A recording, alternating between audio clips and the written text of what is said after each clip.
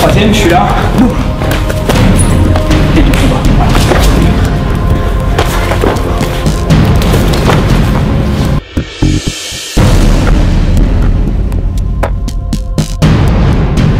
On perd globalement en agilité en étant ici. Il y a quand même un usage en combat qui peut être intéressant. Et puis également un côté traditionnel, culturel qui est également intéressant qu'il faut comprendre.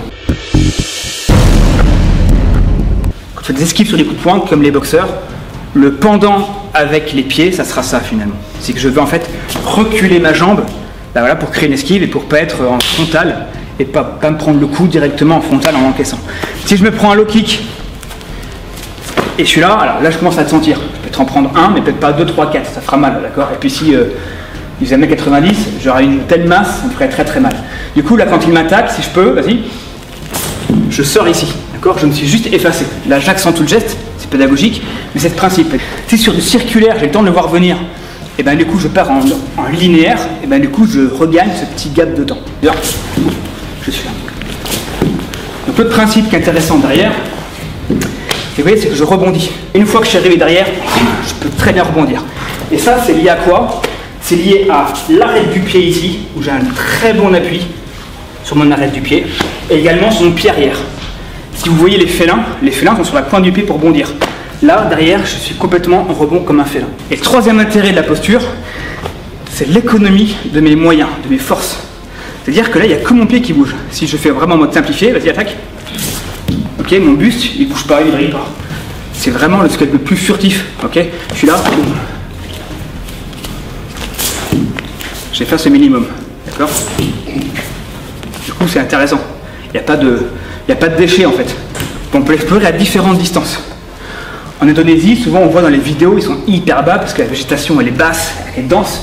Du coup, ils sont en garde très basse pour être sous le niveau de la végétation. Et quand ils le font, ils vont se baisser ici pour prendre du sable au sol, le jeter à la tête adverse, et derrière prendre le couteau et le terrasser, quoi. Logique très traditionnelle, qui marche là-bas, et qui bien sûr ne marcherait pas dans un contexte occidental, urbain, classique. D'accord, tu m'attaques, je suis là, je prends appui, et je frappe. Ok, vas-y, je prends appui sur une marche imaginaire, en l'air, et j'entre. J'étais très loin, j'étais par ici, intéressant pour le traditionnel, culturel, où j'étais très très bas si je le voulais, intéressant, je prends, je jette, mais en combat plus, on va dire, réel, où je vais économiser mes mouvements, je vais juste bouger ici, suffisant, d'accord. J'ai juste effacé ma jambe avant. Donc, ouf, les fesses, ok. On recommence, ici, le kick penchak, je monte, ok, je cisaille. Au troisième, je suis là, boum.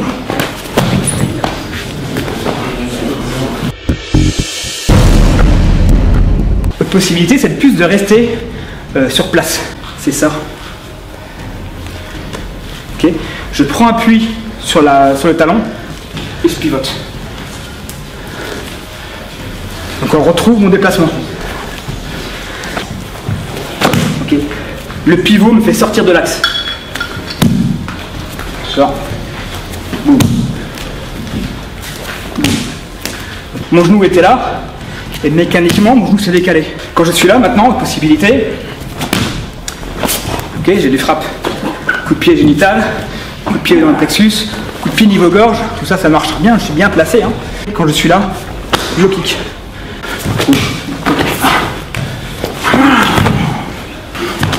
Ok, j'ai ouvert. Et du combat. Voilà. Je pourrais arriver au niveau des coups de flottante. Je vais contrôler.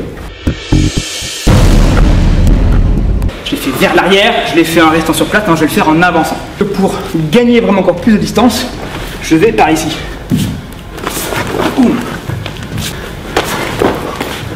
Le fait de poser une main au sol, ça fait un peu un uppercut kick, quoi. Ça passe par en dessous. Je suis vraiment très loin de lui, je vais pouvoir combler la distance. Je me descends bas pour travailler mes jambes. Ok, je ferai pas ça en self, encore une fois. Je suis là. Je prends appui et je frappe. Okay. J'essaie de rester léger. Là, je suis très stable. Pendant ma transition, je fais un petit pas de gazelle, je frappe et je reviens en gazelle, très souple. Ok.